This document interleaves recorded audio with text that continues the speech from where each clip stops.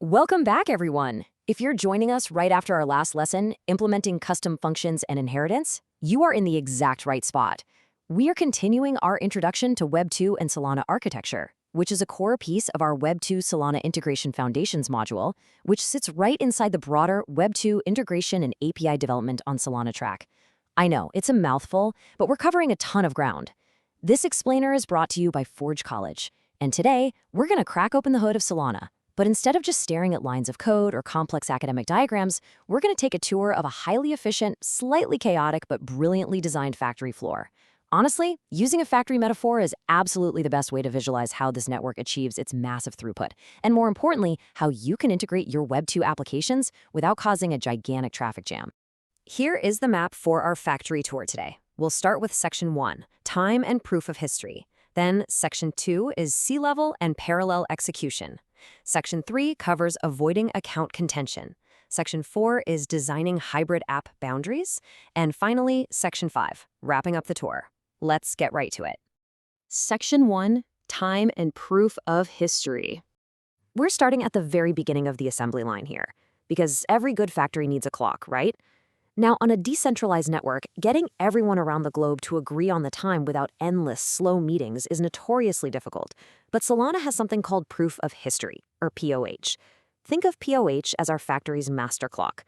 Technically speaking, it's a cryptographic timestamp sequence that provides deterministic global ordering without waiting for slow consensus rounds. But what does that mean in plain English? Well, in traditional blockchains, network nodes have to constantly message each other just to agree on what time it is and what order things happened in. That chatter causes massive delays. They're essentially stuck in endless, unproductive consensus meetings. Proof of History eliminates that chatter entirely. It's a relentless stamping machine right at the start of our conveyor belt. It stamps every single item so all the factory managers know exactly what order things happened in, instantly. No arguments, just stamp, stamp, stamp, and keep the belt moving. Let's map this out explicitly so we can carry this visual through the rest of the explainer.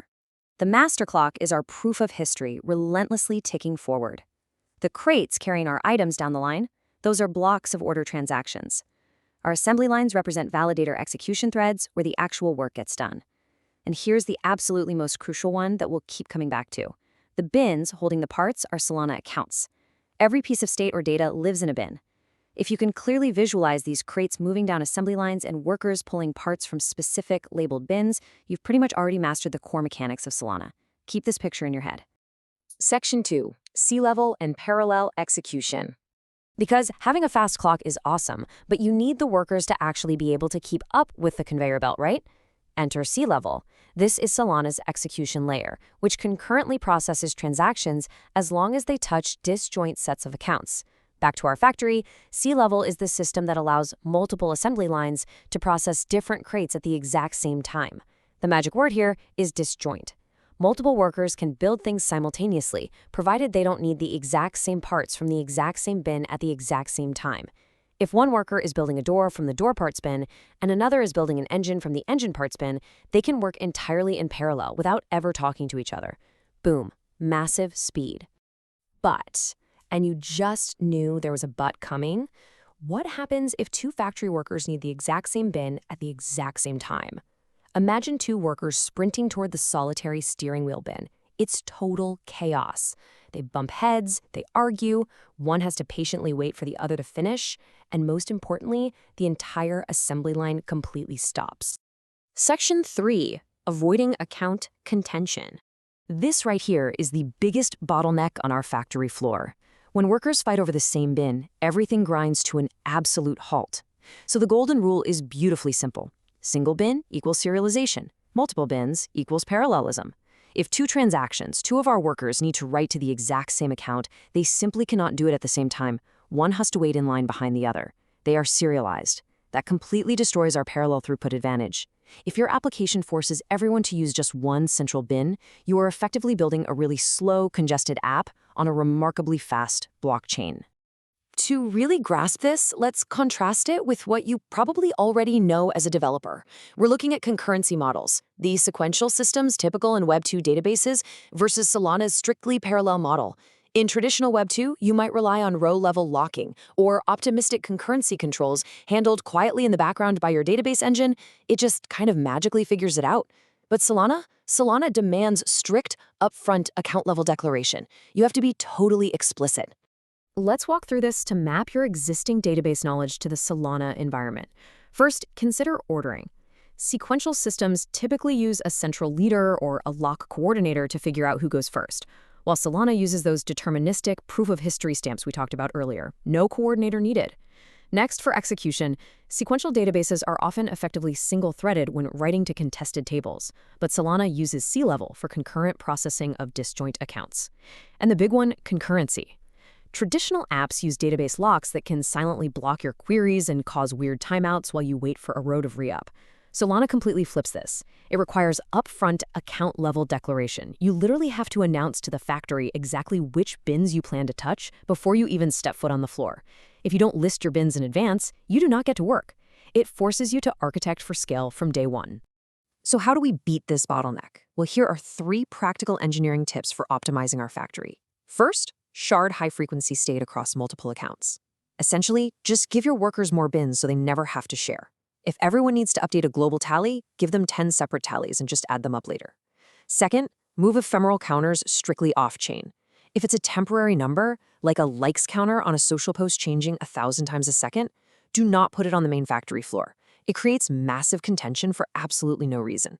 And third, utilize off-chain reconciliation logic. Do all the messy, high-volume math outside and only bring the final verified result to the main assembly line to be stamped. It's all about protecting the conveyor belt. Section 4, Designing Hybrid App Boundaries. We've looked at the theoretical architecture, but let's apply this directly to practical Web 2 to Solana integration. It is the million-dollar integration question every developer asks. So what actually belongs on-chain? Because if putting everything on-chain causes traffic jams, and putting nothing on-chain defeats the whole purpose of Web 3, where exactly is the line? This brings us to a really solid, repeatable 5-step workflow for figuring out your state boundaries. Step 1, identify authoritative data.